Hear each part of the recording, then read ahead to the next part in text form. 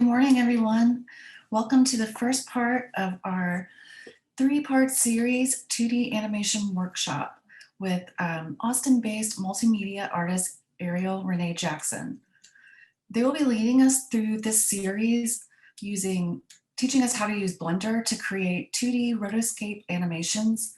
Jackson will teach us how to make our own digitally drawn animation from source materials while giving a behind-the-scenes look into the making of their exhibition, A Welcoming Place, debuting at the new Gallery of Women in Their Work in early 2022.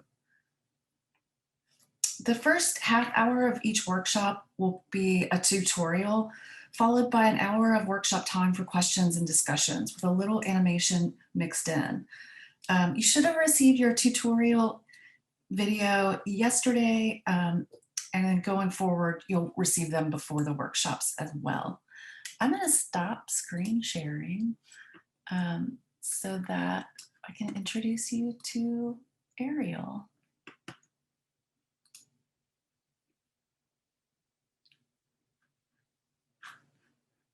And we can start the video. Hi everyone, so the videos are here on our webpage if you want to view them ahead of the workshops. And so we'll go ahead and get started with the first one this morning.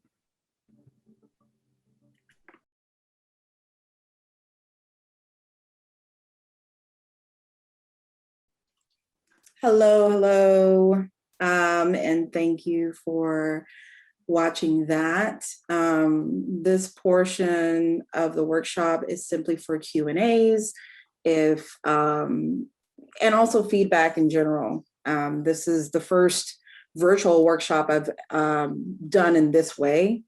I just finished teaching a semester at UT Austin, teaching a new media course, and this was sort of a way for me to continue that work, regardless of if I'm doing an adjunct position or whatnot. So I'm very happy for the opportunity to share this aspect of Blender with you all. But I'm done being a talking head. So if anybody has any questions, feedback or whatnot about the workshop as a whole or about this specific section, feel free to speak.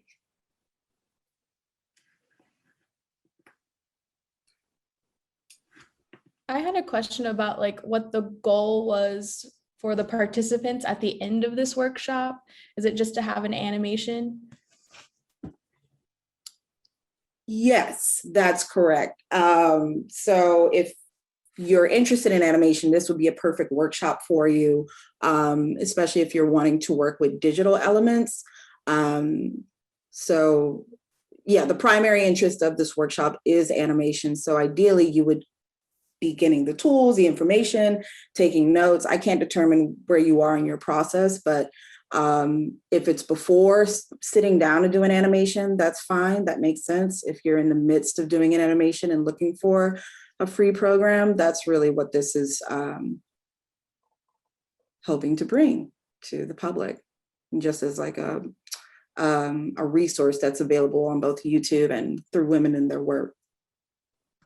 Are you going to animate a line drawing, for instance, something very simple that would we be able to, for instance, select a part of a line drawing and just move that in some respect? Do you understand what I mean? I think I do. I think you're asking me, am I going to show you something that you could replicate? Is that right? Perhaps, yeah, I mean, that would be one thing you could do. Or say, take the pieces of a line drawing and take them apart and then put them back together again. Say something very simple like that.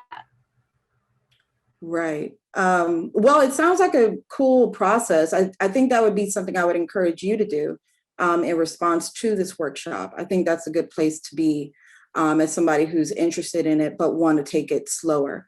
And so this is not necessarily a drawing course, but this is how to use drawing skills in Blender. And also just bringing in whatever footage that you find interesting. It could be an opportunity to do some observational activities for yourself. If you wanted to just use your camera phone and record something that you'd like to understand its anatomy or understand how it reacts to wind, I think that's excellent. And I think that's part of why this footage interests me. It's having to do with weather balloons and just the nature of a balloon, how it blows up. That's something that develops further along the animation. But the purpose of this workshop is less about the content and more about the skill and understanding just the basics of what Blender can offer for this specific activity.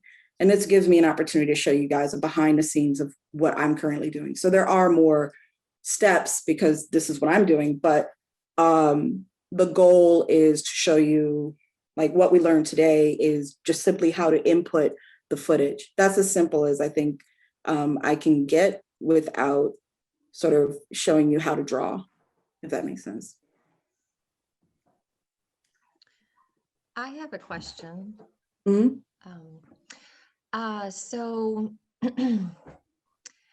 in your video, it was showing you actually physically painting on one of your images. And I was wondering, is that part of the process of rotoscoping, or can you do that all digitally? You can definitely do that all digitally. That's a good question. And then the painting aspect is also under the scope of rotoscope. And so the portion that I had in there about the history of it was to try to help to begin to explain that.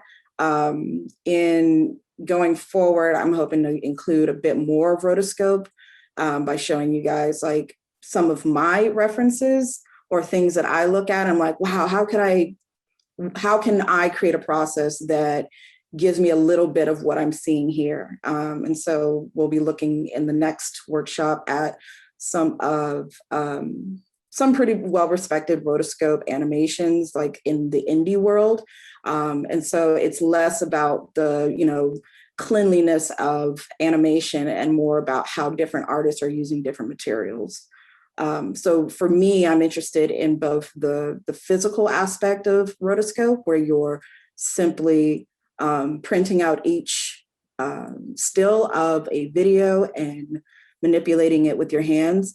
But I'm also interested in the digital aspect, because I think it allows me to get even more detailed with just like the zooming in.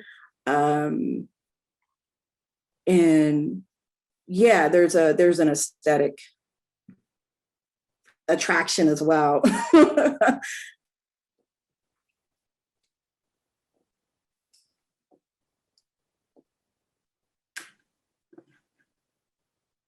I had a question about Blender and what the stroke, like what it meant by stroke. What is that exactly for someone new to animation? Oh yeah, no worries. Let me actually go ahead and share my screen.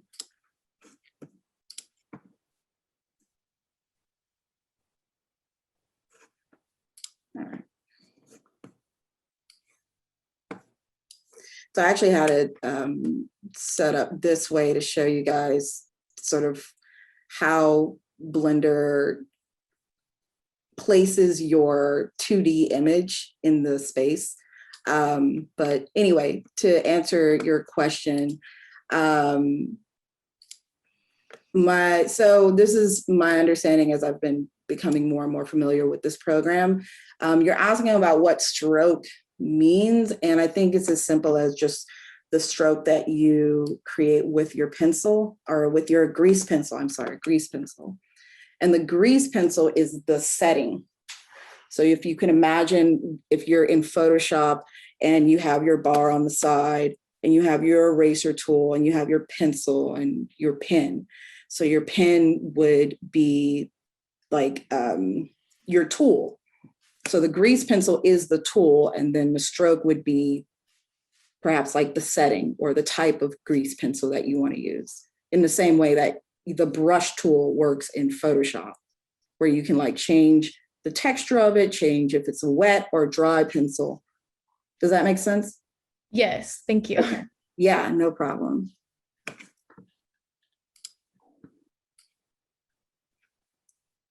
This is me working further along. So y'all, the today was simply just about bringing the footage in, because this is easily an overwhelming software to use. And so I find it useful when I'm looking for a free software or looking for a software that gives me, whatever it is I'm looking for. I always enter it with a project already in mind, because that helps me not to feel overwhelmed with all the possibilities that Blender has, because Blender is primarily a 3D software, but we're using it for a 2D project. So that's just me ranting. Can you select the entire background and change it entirely at once? The background within the image, correct? Yes. Is that what you mean? Say this image right here. Could you do that? I'm almost certain that you can.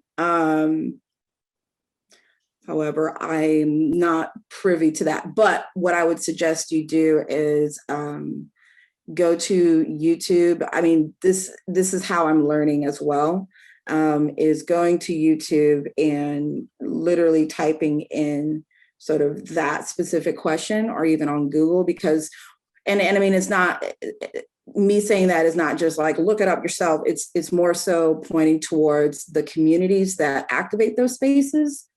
And they all have, honestly, probably more niche, more of a niche understanding of this program. So if I can't answer it, there's almost certainly someone who has either made a video about it, a comment, or has discussed it in a forum. That is a lot of times how I'm interacting and learning new software, and trying to figure out how to combine it with what I'm already doing. So I had already been working on, and you can see, as you saw before already, a painted aspect of this, and then bringing into the digital world. I did a lot of troubleshooting of trying to figure out, well, what am I able to do with this? And so I would say absolutely, but unfortunately, I don't have that knowledge yet. Okay, that's cool. Mm-hmm. Do you know of any finished films or short films that were done exclusively in Blender that we could go look for on YouTube, say, and just watch as examples of what it can do? Yeah, so I think it would probably be best if I just show it to you.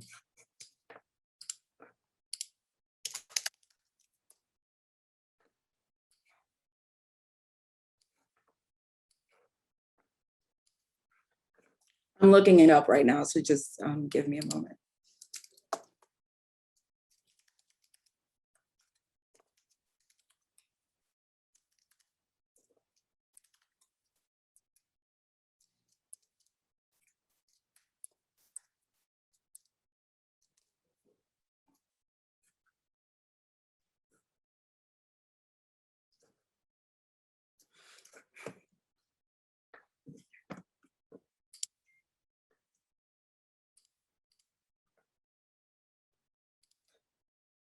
Okay, so right now I'm signed into my YouTube account, and so I think the algorithm is going to show me things that I've seen already.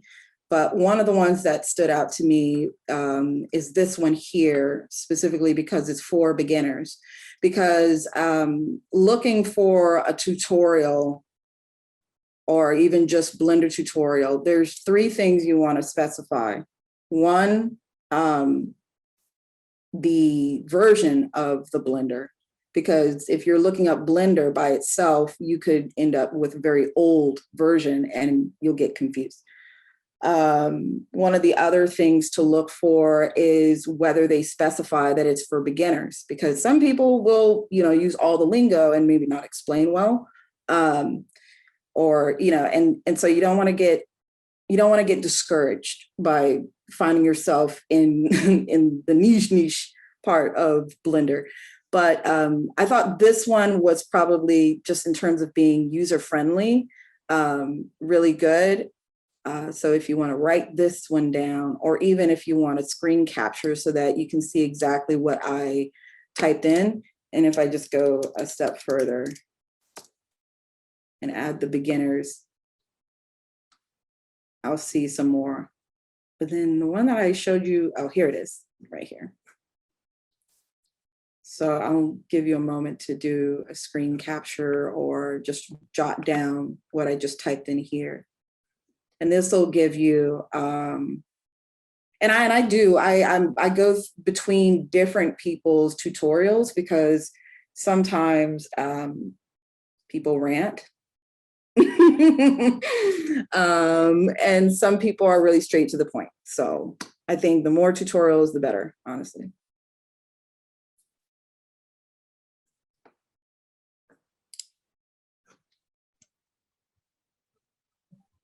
I have a question just to kind of continue on my earlier question about painting on top of the moving image. So I managed to upload some found footage into Blender, and like your example, is the next meeting that we're having going to go over how to paint on top of that the image? Yes. Yeah. Okay. So, Okay. I'm just checking. Yeah. So let me just, visuals are always great. This here is essentially what I'm going to walk you through. Okay. So by the third, we'll be going over color, but for the first initial ones, I'm just going to have us go over the outline. So I guess going back to, is it Grace? Is it Grace? Okay. Yeah. What Grace brought up earlier about actually showing like the drawing and everything. I do some of that with the hair just to show like how to start off with general shapes. So I guess, yeah, to answer your question before Grace, that I will be going over drawing, but specifically drawing this. And so I'm going to go over like specifically the hair. Let me grab my pencil, it's easier.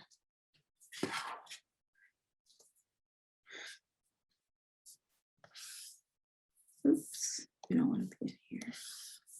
You don't want to do that. Okay, so the part that I'm going to really emphasize in this workshop overall is this hair. Working, trying to move you guys out the way so that I can do this. Okay. I don't want neither of those. Okay, here we go. So I'm gonna go over how I got this organic shape using some of these tools, a combination of the grease pencil and the eraser. But I will go over that in detail, I assure you, along with the color. But for the color, I won't do with the hair because it's still very dark. So I'm gonna go over this portion here with the clothing and outlining and sort of blocking in shapes. So we'll go over the drawing with the grease pencil and then also color, which will be this part here. It's actually very helpful because I'm realizing it's moving forward. Like if I were to do this workshop again, one of the things I'd like to do is include a brief overview of all three courses, but we are in the pandemic time. So I'm learning and I appreciate you all learning with me. Does Blender do in-betweens for you? No, but we will go over in-betweens with the hairstyle because I do not draw on every single frame when it comes. I guess it does. Yes, actually it does. But I'm trying to be sure to explain. I explain it better in the workshop than I am right now. But they provide you with in between so that you're not having to draw on each frame. There we go. Yes.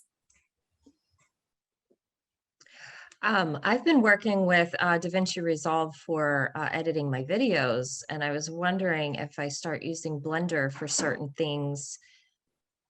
Do you edit your videos in Blender as well, or do you bring it into another program after you're done, you know, doing the animation? Or yeah, no, that's a good question. I don't use Blender for video editing, but I have been using iMovie, which I never thought I would, because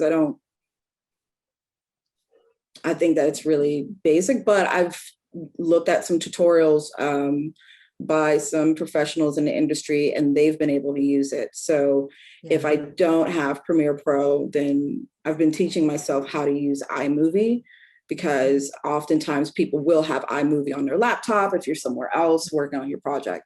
But typically I will export this, and we'll go over that as well. I'll export this into Premiere Pro. I won't go over Premiere Pro in this one, but that is what I primarily work in.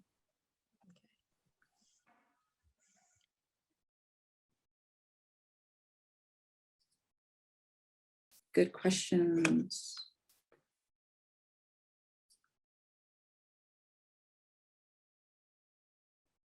So I believe we have until 11:30, is that right? Yeah, that's right. Right. So I really feel like we're going to have more to talk about in workshop 2 and 3, just because this is really just a rough introduction to me, the project, what rotoscoping is. And so what I would love, and from all of you, is actually being able to share what you've learned this week in between workshops. I think that's going to help us build a community built around sharing resources. So if you find anything that you feel like it's worth sharing, whether it's your own project, maybe like a process that you found is working for you, I would appreciate it if you came for the next workshop, just being willing to share. And I think we'll really be able to fill up this remainder time. But I had no real expectations that this would be a long workshop today.